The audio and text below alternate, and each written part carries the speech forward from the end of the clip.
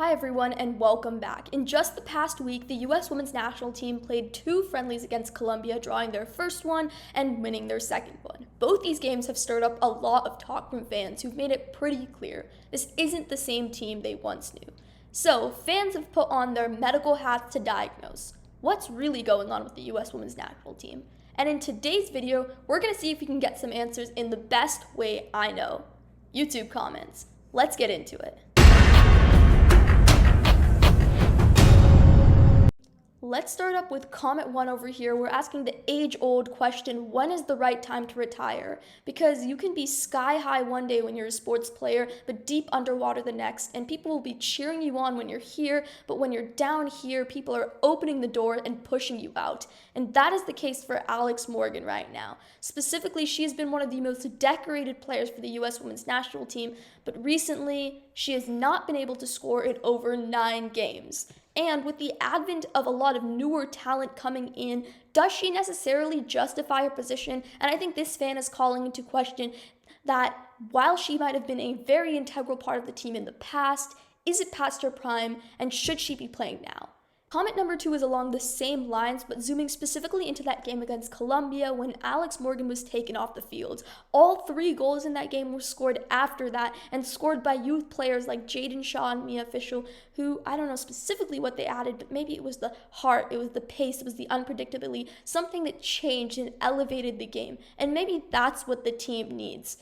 Ever since Vlatko took over and now the new coach, Alex Morgan's role as a center forward changed, and I think she became a less effective goal scorer in that position and more of a press attractor as someone who was a notable player in the team. Maybe having a fresh prospect in that position could really change the attack, which has been something that the team has been lacking for a really long while. You might have thought I was done with Alex Morgan, but we have a few more comments that add a little nuance to our discussion.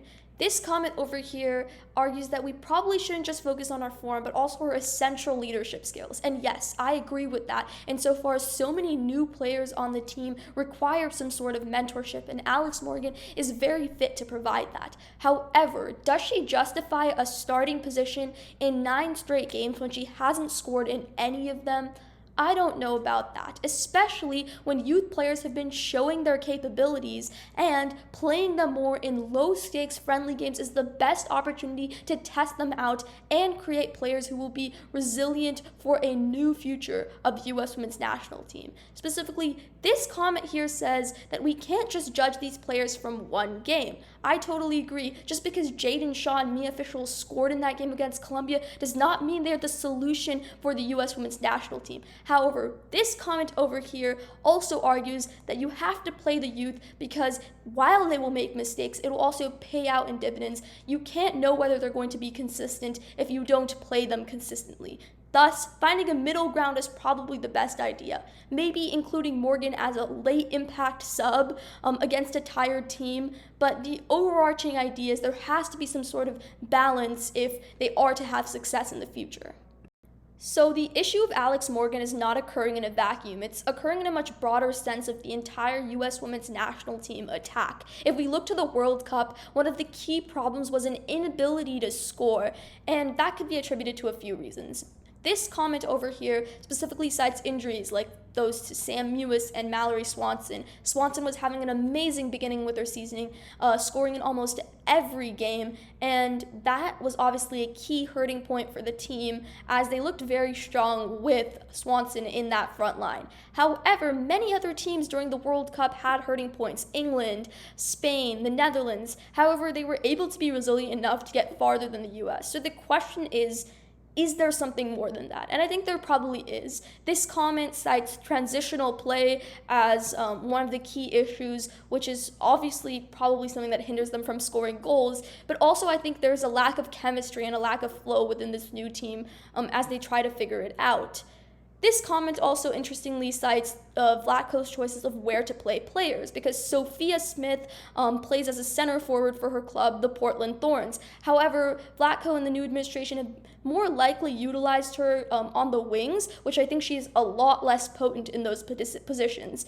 Crystal Dunn, who doesn't play in the attack but mainly plays for her club in a more midfield position, has been utilized more as a left back, which I think also somewhat limits potency. So I think in the way that they've been played, in the strategy and coaching has also been something that's really hurt the team and the attacking prowess because they do have a lot of talent. Okay, we're gonna end by talking about the political dilemma, which is an off the field issue. But this comment cites that the US should focus more on playing and less on politics. And I think this stems from some of Carly Lloyd's comments, and I'm gonna break them into two parts. The first is the idea that people are taking stuff for granted. Carly Lloyd looks back to when she was part of the team, and she said that everyone fought for every win in every moment. And she says that this team is taking stuff for granted insofar as if we look to the Portugal win, they barely made it into the group stage of the World Cup, yet they were smiling and enjoying with fans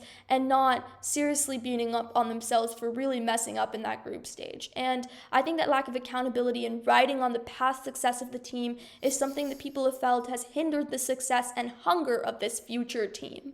But I think it's also a second part, because something Lloyd also focused on was the fact that the team wants to craft an image, and if you don't fit in this image, you're unlikely to be crafted into a star. For example, this comment over here says, is the team scared to play minorities and youth players because they might affect their image?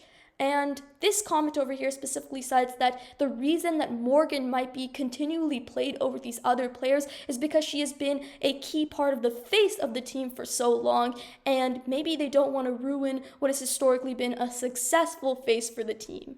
So maybe politics is hindering the way that they're able to play on field, as well as the strategy and coaching as the administration can employ for the team. So we went over a lot of content and possible diagnoses for what's going on. I gave my opinions as well as gave you the fan comments straight and provided a little context around why people might have said those things. We went over on-field issues in relation to Alex Morgan, the attack, youth players, and more, but we also looked at off-field issues in terms of how politics might be influencing the success and the way that the U.S. women's national team approaches their on-field position.